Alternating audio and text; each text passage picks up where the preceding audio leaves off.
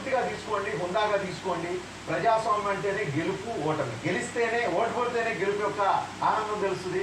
ఓడిపోయిన వాళ్ళు ఆ గెలిచిన ఆనందంలో ఉన్న వాళ్ళు గేలి చేయకూడదు. ఓడిపోయిన వాళ్ళు కూడా ఫ్రస్ట్రేషన్తో గెలిచిన వాళ్ళ మీద, లేకపోతే గెలిచిన వాళ్ళు ఆధిపత్య ధోరణితో ఓడిపోయిన వాళ్ళ మీద దాడులు దాటి చేయకుండా ఉండే వాతావరణం కావాలి. ఆంధ్రప్రదేశ్ పీస్ఫుల్గా ఉంది. చాలా సంవత్సరాలు, గత 10 సంవత్సరాలు చెప్పాలంటే పీస్ఫుల్గా ఉంది.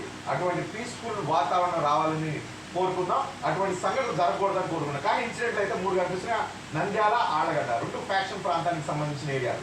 ద్వారకా తిరుమల అంటే అక్కడ చెదురుమోరు కుల ఘర్షణలు ఎక్కువగా ఉంటాయి. ఈ 3 ప్రాంతాల్లో ప్రస్తుతం 2 పార్టీల మధ్య గొడవలు జరుగుతున్న పరిస్థితి కనిపిస్తుంది. పెరగకుండా జాగ్రత్తలు తీసుకోవాల్సిన బాధ్యత పోలీసుల మీద, అడ్మినిస్ట్రేషన్ పైన ఉంటారు. ఈ సమయం వరకు ఒకసారి ఏపీ ముఖ చిత్రాన్ని మనం ఒకసారి చూద్దాం. టోటల్ గా ఏపీలో టీడీపీ కూటమి ప్రభంజనం అయితే బ్రహ్మాండంగా కనిపిస్తున్న దృశ్యాలు మనం చూస్తున్నాం. 144 చోట్ల టీడీపీ పోటీ చేస్తే 132 స్థానాల్లో టీడీపీ ఆధిక్యంలో ఉంది. ఇక రెండవ అతిపెద్ద పార్టీగా జనసేన నిలవబోతున్నట్లుగా చాలా స్పష్టంగా కనిపిస్తోంది. జనసేన 21 స్థానాల్లో పోటీ చేస్తే 20 చోట్ల కనిపిస్తోంది. ఈవెన్ ఎక్కడ కూడా సర్వేలో కూడా జనసేనకి మంచి నెంబర్ ఇచ్చాయి, కానీ ఈ స్థాయిలో అంటే ఫుల్ ఫ్లెడ్జ్డ్ గా ఒకవేళ 21 చోట్ల గెలిచేస్తుందేమో అన్నంతగా ప్రస్తుతం మనకు నెంబర్స్ కనిపిస్తున్నాయి. ఇక పాలకొండలో అయితే జనసేన వైసీపీ మధ్య హోరాహోరీ పోటీ కనిపిస్తోంది ప్రస్తుతం. ఇక 10 చోట్ల బీజేపీ పోటీ చేస్తే 7 స్థానాల్లో ఈవెన్ బీజేపీ కూడా చాలా బెటర్ పర్ఫార్మెన్స్